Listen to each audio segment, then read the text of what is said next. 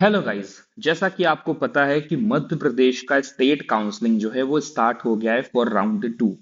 Okay, मैंने already video बना दिया था कितने सीट्स आए हैं नए वाले और क्या शेड्यूल है। आप जाके मेरे चैनल पे देख सकते हो। ये बहुत ही इंपॉर्टेंट वीडियो है क्योंकि इस वीडियो में मैं आपका ये जो 15 पॉइंट का एडवाइजरी जारी हुआ है डीएमए की वेबसाइट पे उसको एक्सप्लेन करने वाला हूं। और ये जो एडवाइजरी है वो बहुत बहुत बहुत इंपॉर्टेंट है सबके लिए, चाहे आप डोमिसाइल वाले हो चाहे ना हो। अगर आप राउंड 2 में पार्टिसिपेट कर रहे हो किसी भी तरीके से, 1 में कॉलेज नहीं मिला 2 में पार्टिसिपेट कर रहे हो, 1 में मिल गया है अपग्रेड करके 2 में पार्टिसिपेट कर रहे हो, 1 में मिला फ्री एग्जिट ले लिया 2 में पार्टिसिपेट कर रहे हो, तो इंपॉर्टेंट है ये वीडियो क्योंकि इसमें आपको सारी चीजें पता चलेंगी, सिक्योरिटी डिपॉजिट से लेकर के सिक्योरिटी डिपॉजिट बाद में किस अकाउंट में आएगा, जब काउंसलिंग खत्म हो जाएगी तो वापस मिलेगा ना सिक्योरिटी डिपॉजिट, वहां तक की बातें हैं। सब कुछ कितना लगेगा, एडमिशन के बाद कहाँ जाना है, अपग्रेड हुआ है तो कहाँ जाना है, नहीं हुआ है तो कहाँ जाना है, मतलब सारे कंफ्यूजन। ठीक है। और मैं पूरी कोशिश करूंगा कि मैं अच्छे से आपको एडवाइजरी का सारा पॉइंट आपको एक्सप्लेन करूं, इसके बाद आपको कोई कंफ्यूजन ना रहे, कोई अदर वीडियो देखने की जरूरत ना पड़े। इसलिए ये वीडियो थोड़ा लंबा भी हो जाए तो प्लीज पूरा देख लेना, दोबारा कोई वीडियो देखने का जरूरत नहीं पड़ेगा। और हाँ, अगर बाई चांस एक दो पॉइंट कोई समझ ना आए तो प्लीज कमेंट में लिख देना कि ये पॉइंट समझ में नहीं आया है, पॉइंट नंबर 1 या 3 या 8 जो भी, मैं उसको दोबारा एक्सप्लेन कर दूंगा आपको कमेंट में। ओके। और काउंसलिंग रिलेटेड अगर कुछ पूछना है या फिर काउंसलिंग प्रोग्राम्स लेनी है ओनली एट 399, मैं बिल्कुल प्रमोट नहीं कर रहा हूं कि आप लोग, अगर आपको लेना है तो नीचे, सॉरी, डिस्क्रिप्शन में एक नंबर दिया हुआ है, उस पर आप मुझे व्हाट्सएप कर दो। ठीक है। राइट। चलो मैं आपके लिए एक्सप्लेन करता हूं पॉइंट। मैं आपको बता दूं कि मुझे हिंदी पढ़नी आती है। ठीक है। तो आप ये सोच रहे हो कि मैं डायरेक्ट पॉइंट्स एक्सप्लेन कर दूंगा आपको। ठीक है। मैं ये हिंदी पूरा पढ़ने वाला नहीं हूं, अगर तो पढ़ूंगा तो 10-15 मिनट लग जाएंगे। ठीक है। वीडियो बहुत लंबा हो जाएगा, अदरवाइज मैं थोड़ा पढ़ के सुना देता हूँ। द्वितीय चरण हेतु प्रदर्शित काउंसलिंग प्रोग्राम मतलब कार्यक्रम के अनुसार द्वितीय चरण में मध्य प्रदेश जो जो लिखा हुआ है। ठीक, क्या है पहला पॉइंट, क्या बोलता है भाई पहला पॉइंट, चलो एक्सप्लेन करते हैं तो तुमको हम। पहला पॉइंट ये बोलता है कि भाई, सिंपल शब्द में, कि राउंड 2 में सिर्फ और सिर्फ चॉइस भरना काफी नहीं है। ठीक है। सिर्फ चॉइस भर के छोड़ दोगे वो काफी नहीं है, उसको टाइम पे लॉक करना है। और लास्ट जो आप लॉक करोगे ना उसी को मान्य माना जाएगा। और अगर आपने चॉइस फिल सिर्फ किया है, लॉक नहीं किया है, तो भाई वो मान्य नहीं होगा, फिर आपको काउंसलिंग सिस्टम में काउंट नहीं किया जाएगा। तो इंपॉर्टेंट क्या है कि चॉइस फिलिंग करने के बाद प्लीज प्लीज टाइम रहते उसको आप लॉक कर देना। ठीक है। ऑल इंडिया काउंसलिंग में ऐसा नहीं होता है। ऑल इंडिया काउंसलिंग में जब पार्टिसिपेट करोगे ना तो आपको पता चलेगा, उसमें सेव करके छोड़ दो और लॉक नहीं भी करोगे तो वो ऑटोमेटिकली लॉक हो जाता है लास्ट डेट पे। बट आपके एमपी में चॉइस फिलिंग के बाद प्लीज आप चॉइस लॉकिंग भी करें, पिछले वीडियो में मैंने आपको बताया था। ठीक है। तो पहला पॉइंट डन। ठीक है। चलो अब दूसरे पॉइंट पे आते हैं। दूसरा पॉइंट पता है क्या बताता है? दूसरा पॉइंट बताता है कि फीस किसको कितनी जमा करनी है, सिक्योरिटी फीस किसको कितनी जमा करनी है, दूसरा पॉइंट वही बताता है। ठीक है। मैं आपको अब एक्सप्लेन करता हूं, देखो। सबसे पहले बात कर लेते हैं गवर्नमेंट की। किसकी बात कर लेते हैं? गवर्नमेंट में अगर मैं पार्टिसिपेट कर रहा हूं राउंड 2 में गवर्नमेंट सीट के लिए गवर्नमेंट कॉलेज में, तो मेरे को क्या करना है? अगर मैं अनरिजर्व कैटेगरी से हूं तो मुझे 10,000। ठीक है। अगर मैं रिजर्व कैटेगरी से हूं, आरक्षित श्रेणी से हूं, तो मेरे को 5,000। ठीक है। राइट। उसने बोला है चॉइस फिलिंग के पूर्व पहले आपको जमा करनी है, ऑनलाइन देना है। राइट। अगर आप गवर्नमेंट नहीं प्राइवेट के लिए कर रहे हो तो भाई 1 लाख रुपए, और ये सबके लिए है, जनरल, ईडब्ल्यूएस, एससी, ओबीसी, सबके लिए। याद रखना, एसटी की बात नहीं कर रहा हूं। एसटी वाले बच्चे अभी रुक जाओ, एसटी छोड़ के जितने भी कैटेगरी के बच्चे हैं, अगर वो प्राइवेट में ले रहे हैं तो उनको 1 लाख देना है, और एनआरआई वाले को 10 लाख देना है। एनआरआई तो अलग ही है भाई। ठीक है। सिर्फ अगर आप एनआरआई कोटा से ले रहे हो प्राइवेट में तो आपको 10 लाख देना है। ठीक है।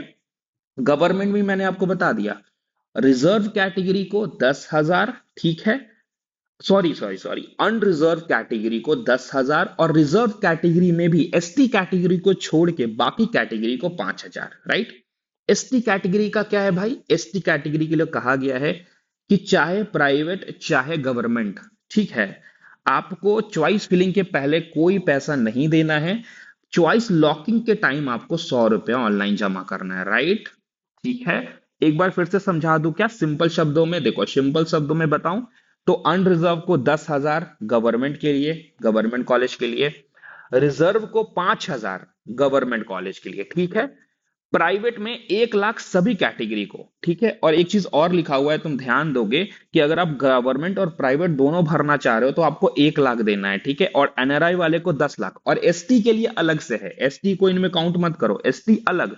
उनको कोई एडवांस फी पे नहीं करना है, चाहे वो गवर्नमेंट में ले चाहे वो प्राइवेट में ले। उनको सिर्फ 100 रुपया जमा करना है, वो भी चॉइस फिलिंग के लास्ट में, उसके बाद में 100 रुपया, ठीक है। समझ में आया? अब पॉइंट नंबर 3 ये कहता है भाई कि डोमिसाइल और नॉन डोमिसाइल दोनों चॉइस फिलिंग और लॉकिंग कर सकेंगे राउंड 2 में। राउंड 1 में ये बात नहीं थी, राउंड 2 में। और डोमिसाइल वाले को पहले प्राथमिकता दी जाएगी, मतलब पहले उनका एडमिशन होगा, और अगर सीट बच जाएगी तो फिर नॉन डोमिसाइल वालों को दिया जाएगा, राइट? इसलिए हम कहते हैं कि मध्य प्रदेश एक पार्शियल क्लोज स्टेट है, जहां पे राउंड 2 में नॉन डोमिसाइल बच्चों को भी दी जाती है कि भाई वो चॉइस लॉकिंग और चॉइस फिलिंग करे, अगर सीट बचेगी तो उनको दी जाएगी, राइट? समझ में आया? पांचवा पॉइंट मैं आपको समझा देता हूं। पांचवा पॉइंट ये कहता है बाबू कि भाई साहब देखो, पांचवा पॉइंट आपको ये कहता है कि कैंडिडेट को सजेस्ट किया जाता है कि पोर्टल पे चॉइस फिलिंग करने से पहले वो अपना चॉइस जो है ना ऐसे सामने लिख ले, ठीक है, कि भाई पहले मैं ये भरूंगा, दूसरे में ये भरूंगा, तीसरे में। और अगर आप नहीं कर पा रहे हो तो आप हमें व्हाट्सएप कर, हम आपको प्रोवाइड कर देंगे, ठीक है। ताकि ऑनलाइन करते टाइम आपको कोई कंफ्यूजन ना हो, और देख ले कि गवर्नमेंट वाला भर रहे हैं कि प्राइवेट वाला भर रहे हैं, और बीडीएस ना भर दे, पता चला कि एमबीबीएस के साथ बीडीएस भी भर दिया, राइट? तो अपना जो चॉइस है ना वो पहले से लिख ले साइड में कहीं, ताकि कंफ्यूजन ना हो। ये बेसिकली सजेशन दे रहा है पॉइंट नंबर 5, राइट? समझ में आती है मेरी बात? पक्का 1 से लेके 5 तक समझ में आ गया? अब बात करते हैं 6 से 15 तक के बारे में, ठीक है। अब बात करते हैं पॉइंट नंबर 6 की, कि भाई साहब पॉइंट नंबर 6 क्या बोलता है। देखो ध्यान से सुनो। पॉइंट नंबर 6 ये बोलता है कि भाई साहब, ठीक है, अगर आपका नया अलॉटमेंट है राउंड 2 में, कोई कॉलेज मिला है, तो आपको राउंड 2 में कॉलेज में जाना है, ठीक है। जो कॉलेज मिला है वहां जाके अपना एडमिशन प्रोसेस कराना है, ठीक है। अगर आपका राउंड 2 में अपग्रेड हुआ, ठीक है, अगर आपका अपग्रेड हुआ और सेम कॉलेज में अपग्रेड हो गया, ठीक है, तो भी आपको क्या करना है कि पुनः ऑनलाइन ऑनलाइन एडमिशन प्रोसेस पूरा करना है, ठीक है। ये तो पॉइंट नंबर 6 बोला, उसने बोला नया कॉलेज मिला है तो कॉलेज में जाओ, एडमिशन कराओ, टाइम रहते, ठीक है। और उसने बोला अपग्रेड होने की स्थिति में जो पहले राउंड में मिला कॉलेज वही आपको दूसरे राउंड में मिल गया है, ठीक है, वही आपको दूसरे राउंड में मिल गया है, तो आपको पुनः ऑनलाइन प्रवेश प्रक्रिया पूरी करनी है, राइट? 7th नंबर पॉइंट पता है क्या बोलता है? 7 नंबर पॉइंट बोलता है कि भाई साहब बात बहुत सिंपल सी है, ठीक है। 7 बोलता है कि सभी कैंडिडेट, चाहे वो नए वाले हो चाहे वो अपग्रेड वाले हो, ठीक है, दोनों को जो भी कॉलेज अलॉट हुआ है वहां जाना है, मतलब वहां फिजिकली जाना है, रिपोर्ट करना, ये कंपलसरी है, ठीक है। कैसे करना है? सबसे पहले तो नोडल अधिकारी के पास जाना है, वहां बताना है कि हाँ भाई मैं आया हूं, राइट? ठीक है। फ्रेश अलॉटमेंट वाले को ध्यान से सुनना, फ्रेश अलॉटमेंट वाले को क्या करना है कि अपना सारा सारा का सारा दस्तावेज, मतलब डॉक्यूमेंट लेके जाना है, जाके एडमिशन कराना है, और पोर्टल पे दिया हुआ है कौन कौन सा डॉक्यूमेंट चाहिए, ठीक है, राइट? अब ये तो फ्रेश अलॉटमेंट वाले का है कि वो जाएगा, सारा डॉक्यूमेंट लेके जाएगा, एडमिशन ले लेगा। बट उनका क्या, जिनका अपग्रेड हुआ है, जिनका अपग्रेड हुआ है, तो वो क्या करेंगे कि वो उस कॉलेज में जाएंगे, ठीक है। क्या लेके जाएंगे पता है तुमको? वो लेके जाएंगे अपना एक्नॉलेजमेंट जो उनको पहले वाले कॉलेज से मिला था, और अपने सारे डॉक्यूमेंट की फोटो कॉपी, ठीक है, राइट? वहां लेके जाएंगे, अपनी फीस जमा करेंगे। अगर मान लिया जाए राउंड 1 में उस कॉलेज में फीस जमा कर दिया था, तो फिर वो एडजस्ट हो जाता है, ठीक है। वहां उतना जमा कर दिया, जो बचा हुआ यहाँ जमा कर दिया। अगर ज्यादा कर दोगे तो काउंसलिंग की बात आपको लौटा दी जाएगी। समझ में आ गई मेरी बात? 8वां पॉइंट ये बोलता है कि भाई अगर आपका अपग्रेड हुआ है तो आप अपने स्कॉलरशिप में चेंज कर सकते हो, जो भी आप चेंज करना चाहते हो अपना स्कॉलरशिप से रिलेटेड, वो आप चेंज कर सकते हो, ठीक है। वो चेंज हो जाएगा अगर आप अपग्रेडेड वाले को, ठीक है। और नया वाले को तो वहां ऑप्शन ही मिलेगा कि कौन सा स्कॉलरशिप लेना है, राइट? समझ में आया? पॉइंट नंबर 9 बोलता है फीस पेमेंट रूल। बोलता है भाई net banking, debit card, credit card, RTGS, इनके द्वारा इतने ही ऑप्शन हैं, आपको फीस पेमेंट करने के, और आप दो ऑप्शन चूज कर सकते हो कि कुछ पैसा नेट बैंकिंग से, कुछ आरटीजीएस से, या कुछ डेबिट से कुछ क्रेडिट से, या कुछ डेबिट से कुछ नेट बैंक, आपके ऊपर डिपेंड करता है। अभ्यर्थी उसने लिखा ना एक से अधिक विकल्प का चुनाव कर सकते हैं, ठीक है। और ये भाई वो ये भी बोल रहा है कि अभ्यर्थियों को सलाह दी जाती है कि जो सेकंड राउंड है ना, उसका जो टाइमिंग होता है कम होता है, तो भाई साहब जो भी जल्दी से जाए, एडमिशन ले, डॉक्यूमेंट वेरिफिकेशन करे, और लिमिट विमिट अगर बैंक का बढ़ाना है तो बढ़वा ले, ठीक है, पक्का। अब पॉइंट नंबर 10, बहुत इंपॉर्टेंट। पॉइंट नंबर 10 जो है वो बहुत इंपॉर्टेंट। वो ये बोलता है कि जब आप एडमिशन करा रहे होंगे तो वहां पे आपको अनिवार्य है, क्या है, अनिवार्य है कि आप अपग्रेडेशन ऑप्शन को यस नो करवाइए कि मुझे अपग्रेड करना है कि नहीं करना है, राइट। सेकेंड राउंड में हो ना, तो अपग्रेड करना पड़ेगा। कैंडिडेट यस अगर करता है मतलब मॉपअप राउंड में अपग्रेड के लिए कंसीडर हो जाएगा। नो का मतलब कि भाई मेरे को मॉपअप राउंड में नहीं जाना है, मेरा राउंड टू में जो अलॉटमेंट हुआ है वो मेरा फाइनल हो गया, राइट। और मैं आपको बता दूं, आपको लास्ट टाइम वो जो शायद 4 तारीख तक का टाइम है या फिर टाइम है उसमें, कि अपग्रेड का ऑप्शन रहेगा आपके लॉगिन पोर्टल पे, राइट। समझ में आया। अब 11 नंबर पॉइंट उनके लिए है जिन्होंने राउंड वन में कॉलेज मिल गया। क्या हुआ, राउंड वन में उनको कॉलेज मिल गया, राइट।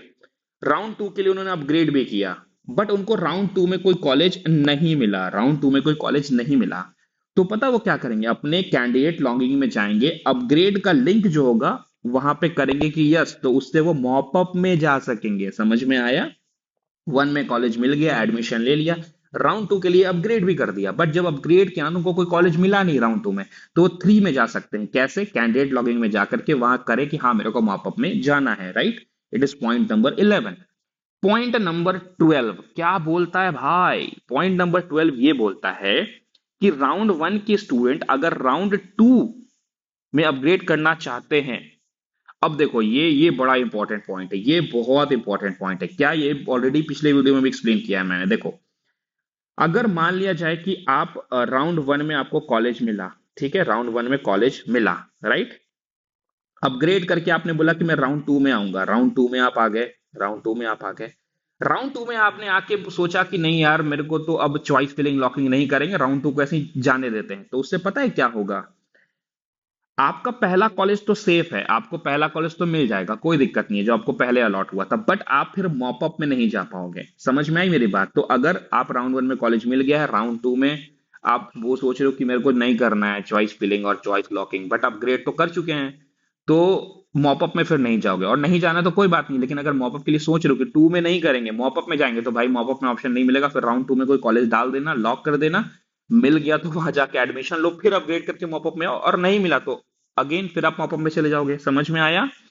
13 नंबर पॉइंट भाई साहब, ये रेजिग्नेशन के बारे में बताता है कि राउंड टू में अगर सीट अलॉट हो चुका है, ठीक है, एडमिशन ले लिया है, उसके बाद अगर दिए गए टाइम में अगर आप रिजाइन करते हो तो 2 लाख रुपए पेनाल्टी लगेगा नॉर्मल के लिए। एनआरआई वाले सीट से करते हो तो 10 लाख रुपए लगेगा, और साथ ही साथ आगे आप काउंसलिंग में पार्टिसिपेट नहीं कर पाएंगे, ठीक है, राइट। 14 नंबर पॉइंट पता है क्या बोलता है, बोलता है कि फीस भरने के तुरंत बाद ही आपको कॉलेज से ऑनलाइन एडमिशन स्लिप मिल जाएगा, लिखा है ना, ऑनलाइन प्रवेश स्लिप मिल जाएगा, राइट।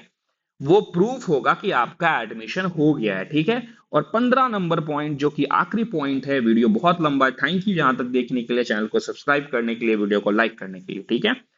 अगर अगर आपके केस में फीस वापस मिलनी है, ठीक है, तो काउंसलिंग खत्म होने के बाद आपने रजिस्ट्रेशन के टाइम पे जो बैंक अकाउंट दिया था उसमें ऑटोमेटिकली ट्रांसफर हो जाएगा, इससे रिलेटेड आपको मिल जाएगा सब इंफॉर्मेशन, ठीक है। आई होप कि आपको पूरे के पूरे पॉइंट समझ में आए होंगे। अगर समझ में आ गया तो लिख दो कि यस समझ में आ गया, ओके। वीडियो को लाइक कर दो, चैनल को सब्सक्राइब कर दो। कोई समझ में नहीं आया तो लिख दो कि नहीं समझ में आया, फिर से एक्सप्लेन कीजिए, मैं फिर से एक्सप्लेन कर दूंगा। Thank you very much.